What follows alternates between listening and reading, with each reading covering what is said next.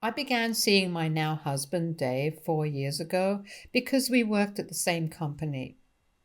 He had just joined the company while I worked as a manager since I had started well before him in the company. Our company had strict dating policies against coworkers dating each other, but we both felt the attraction between us, and once we started to go out officially, we disclosed our relationship to HR. Surprisingly, our company was fine with it as long as we disclosed our relationship and maintained strict professionalism at work. Back then, Dave still lived with his parents, and they shared a tight knit relationship. Throughout our dating period, his mom, Catherine, was exceptionally kind and respectful to me. She treated me almost like her own daughter, showering me with thoughtful gifts and always giving me privacy by knocking on the door before entering his room when I was there. I genuinely believed we were going to have a wonderful mother in law and daughter in law relationship, especially since she expressed a desire for that as well. Dave had told me very early on about his relationship with Nancy, who he used to date before me. Apparently, things didn't work between them, and they had ended up as just friends. In the beginning, when I met Nancy, I was a bit cold but civil towards her, since I found it weird that she and Dave had dated and were now friends with each other. Dave did have other friends who he would text occasionally, but when it came to Nancy, he would meet her often. Nancy was sweet to me and would include me in their activities, whether it was movie nights at her house or trips to the zoo. This is how I started to see for myself and understand that she never had any feelings for him, and I warmed up to her.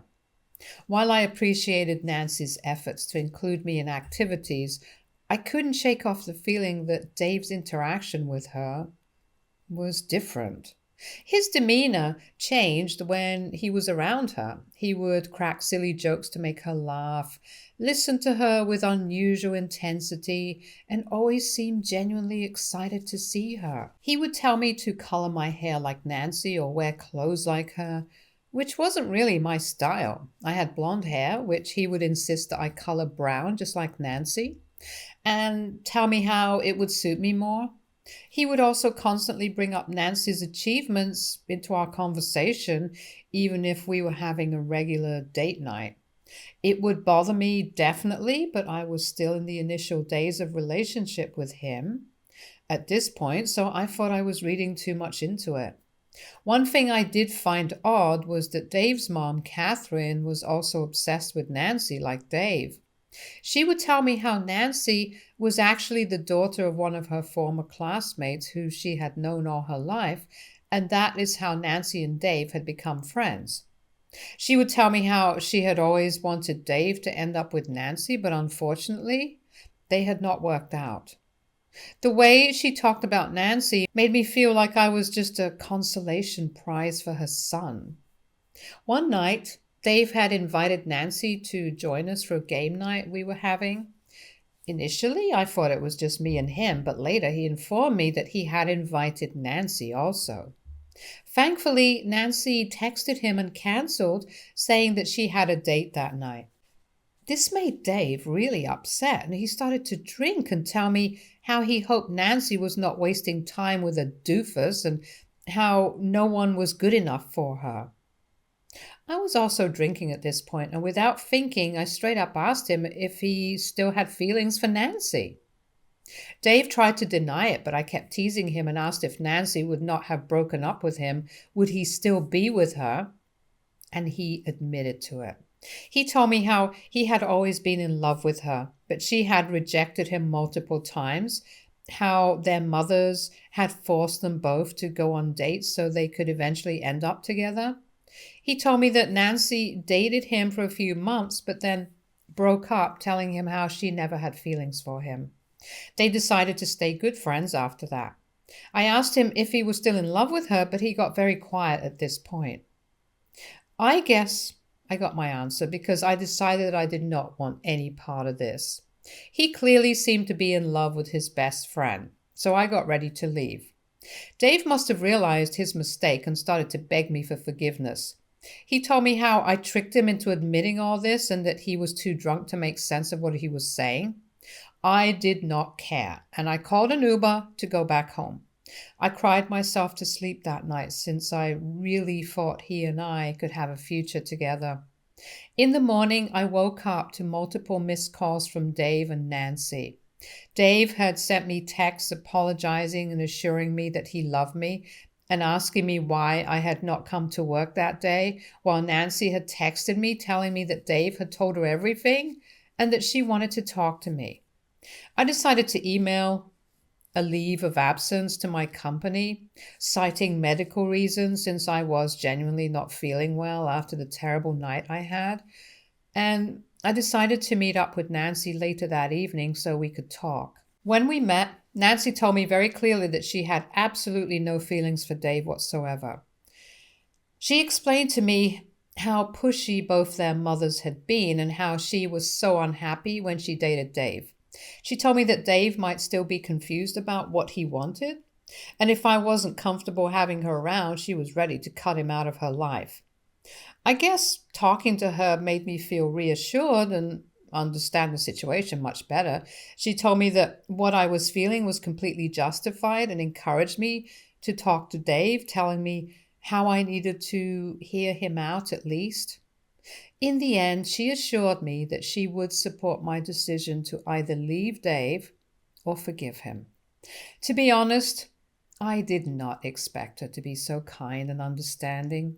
Later, after a few days of taking some space from Dave, where I would see him at work but ignore him, and he understood that I needed some time, I decided to give him a chance to explain himself. He came over to my place so we could talk. I sat him down and listened as he poured out his feelings, admitting to the confusion and mistakes he had made. He explained how his history with Nancy had been complicated and apologized for what he had told me that night. He told me how he had been thinking about everything for the past few days and realized just how much he loved me and how his feelings with Nancy were only in the past. He went on expressing remorse for comparing me to her and trying to mold me into someone I wasn't. Dave emphasized how much he loved me and he was willing to work on our relationship if I still wanted him. His sincere words broke down the guard I had put up. It wasn't an easy decision, but I chose to give him another chance. I told him that he needed to stay away from Nancy and that if we ever met her, it was going to be a group thing. Dave understood the gravity of the situation and agreed to this arrangement. We did talk to Nancy regarding this, and she was okay with it. She understood that we were taking this step for our future and assured us that she would not interfere. In the weeks and months that followed, Dave and I really put in the effort to rebuild trust and strengthen our relationship.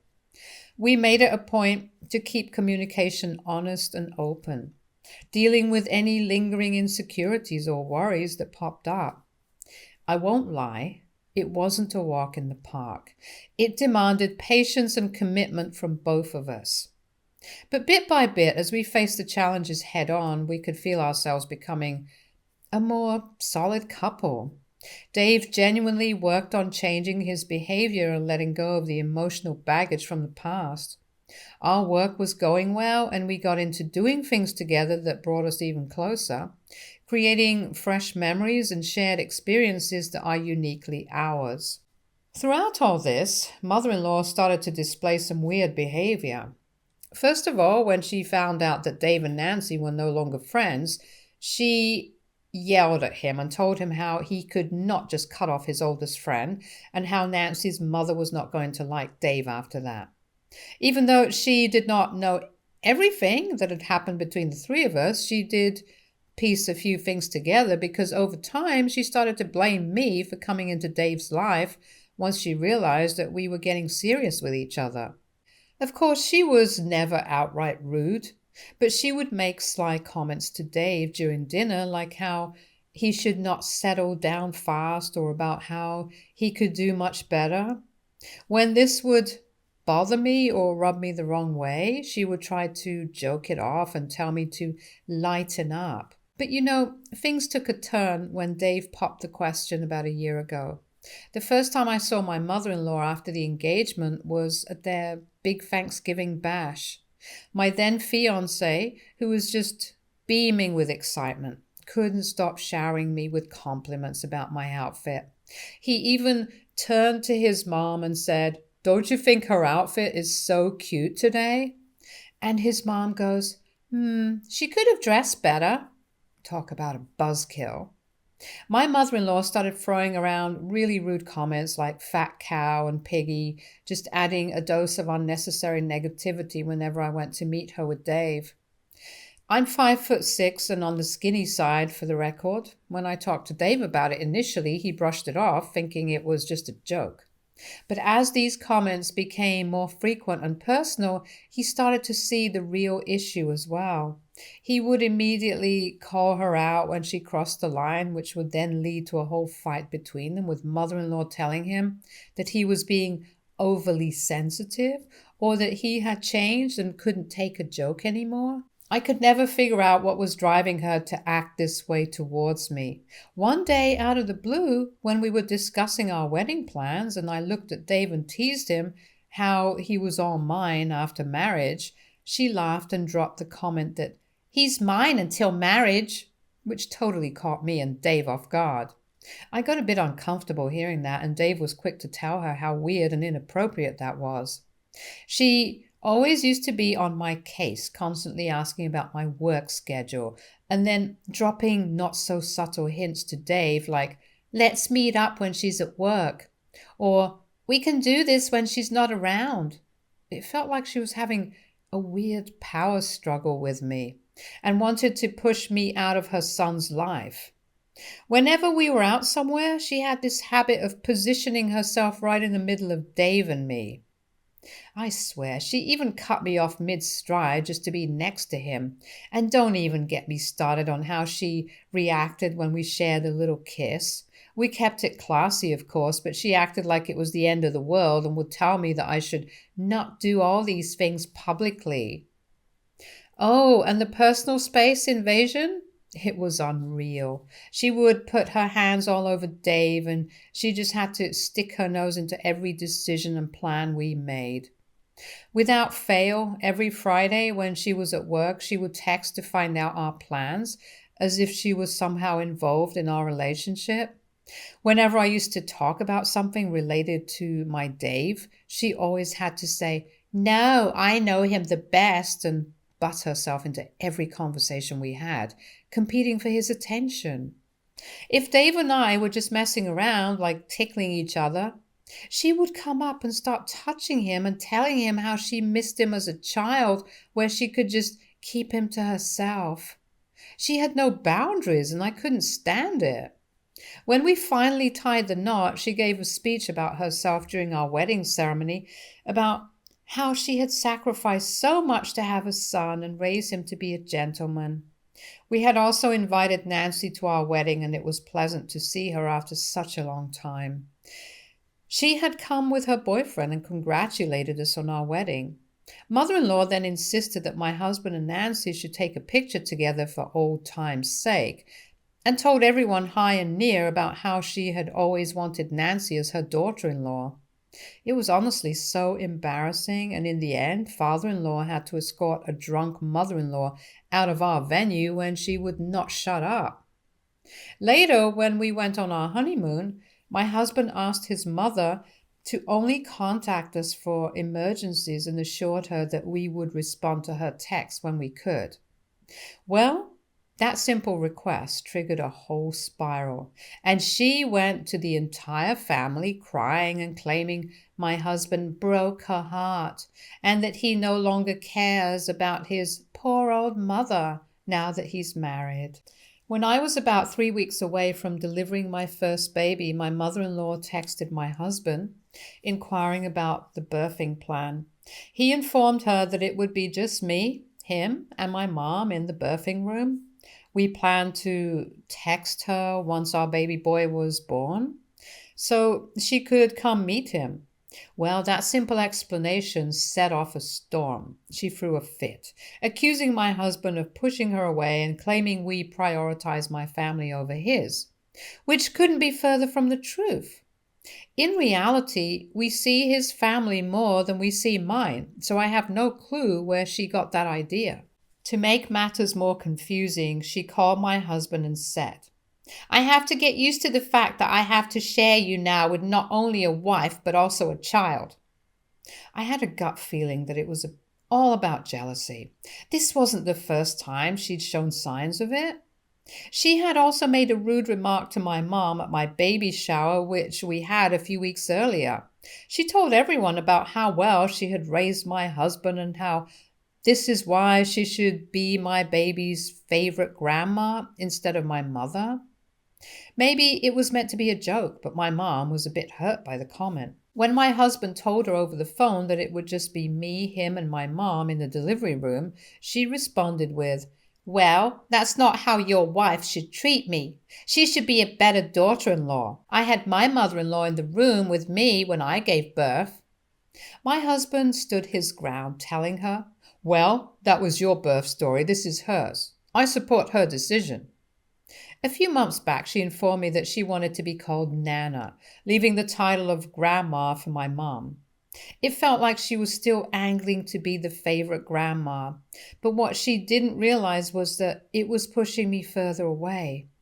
Her controlling and manipulative tendencies made it hard for me to be around her.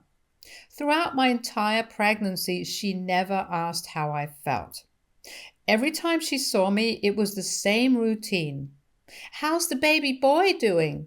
And each time I wanted to respond with a cheeky, I don't know. Why don't you ask him yourself? Whenever I brought up my pregnancy, she had this uncanny ability to turn the conversation around and make it all about herself. Every time I shared something, she'd jump into talking about her own birth story and how she felt during her pregnancy, completely sidestepping any interest in my experiences. I even mentioned a few times that I planned to get an epidural, and she responded with, I did it all natural. I don't trust those things. When I finally gave birth to our son, mother-in-law started going over the top. She would constantly tell me how I should feed the baby, how I should hold him, how I should change his diaper, how we should bathe the baby, and it was exhausting. She even wanted to move in with us, telling me and Dave about how she could take over all the motherly duties. But I put my foot down and told her that this was my baby. I don't know if it was my pregnancy hormones, but I did not want our baby to be around her. She was extremely controlling, and I told her that she was not welcome to come over to our place uninvited. This did not sit well with her, and my husband tried to calm her down, telling her how this was a crucial time for our baby, and we needed our own privacy. In the end, I honestly did not care what she thought, since I was too busy taking care of our son. When our son was 2 years old, Dave was offered a better paying job that would allow us to move away from mother-in-law, and we immediately seized on the opportunity, even though I would have to look for another job and probably get paid less. I did not care, and I asked Dave to accept the offer. Mother-in-law obviously did not like that, and even father-in-law tried to convince Dave to not take up the job, but thankfully, my husband did not listen to them, and we eventually moved away from them. It turned out that once I was away from them, I felt much lighter and happier. Fortunately, we were also living close next to my grandparents, which was great for me because I've always loved spending time with them.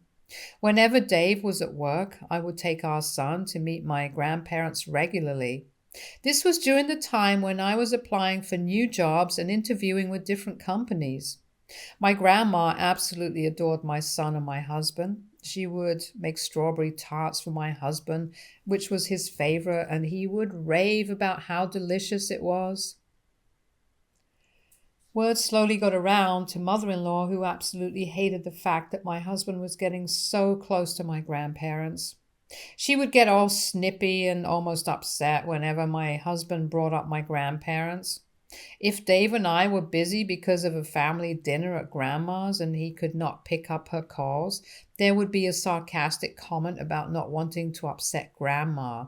She would even get snippy about my grandma making those precious strawberry tarts, but Dave would ask her to back off. One day, while I was still looking for a new job, I found an opening in Dave's company. I discussed it with him, and it was at a much higher position in his company, so he would not be directly working under me. Honestly, we both thought that I might not even get it, but as luck would have it, after several rounds of interviews, I secured the position. I was shocked, to say the least, since I would be earning even more than I did in my last job as a manager. Without a thought, I accepted the job. I thought Dave would be happy as well, but it turns out he never thought I would actually get it and was pissed that I accepted it without discussing it with him. He urged me to not take up the job and told me that I could become a stay-at-home mother also. I argued back that I didn't like sitting at home and tried to make him see how it was good for both of us to be earning. Over the years, my husband has told me several times about how I could leave my job if I wanted to, since he was also earning quite well by that point. But I liked waking up in the morning with a sense of purpose and earning my own bucks. Both Dave and I had our own personal accounts, and then we had a shared bank account, which we used to pay for bills or childcare. He would also send regular checks of hundreds of dollars to his mother, which was a bit odd, but I kept my mouth shut about it since he was free to do whatever he wanted with his money. Eventually, I started to notice how mother-in-law and father-in-law would go on a cruise every 3 months, or she would wear and flaunt new jewelry on her social media, which made me realize slowly that she was using her son's checks for all these expenses. Last weekend, we had our 15th wedding anniversary celebration, and because it was a huge achievement, we decided to go all out with the guest list and even hire caterers. Everyone, including my parents, Dave's parents, our close friends, and some of our coworkers, were invited to the party. When mother-in-law came, she ignored me as usual and went straight up to hug Dave and our son as if I wasn't standing right next to them. I smiled at her politely and walked away to mingle with other guests. Everyone seemed to be having a good time, and we sat down to have dinner. Amidst the clinking of glasses and cheerful chatter, my mother-in-law stood up, her voice cutting through the jovial atmosphere. "I can't believe that my dear son has been married now for the past 15 years, she announced, her words causing a hush to fall over the room. "It feels just like yesterday that I was teaching him ABCs or showing him how to ride a bicycle." My husband blushed hearing her words as everyone laughed. She continued to say, "I can't believe that I have such an adorable grandson who is slowly growing up to be a gentleman like his father." She then spoke more about herself and Dave, but not even once did she mention me, even though it was our wedding anniversary, which I let slide because this was typical of her. I guess my parents must have felt my frustration because my dad then gave a toast about how proud he was of my achievement and how I continued to be a strong, independent woman, and my son is going to have great examples of both parents. Teary-eyed, I took a sip of my drink feeling grateful, but my mother-in-law started to laugh and say what it was that was so great about me and that every other woman had a job anyway. I was shocked to hear that since my dad had just said something nice, just like she had said something nice about her son. My mother came to my defense immediately and reminded mother-in-law that even though it's true that every other woman had a job, not every other woman earned as much as me. She joked how I was earning 3 times my husband, which is rare to find in couples nowadays. My side of the family immediately agreed and raised their glasses in celebration. I could see that Dave was a bit uncomfortable, so I signaled to my mother to stop.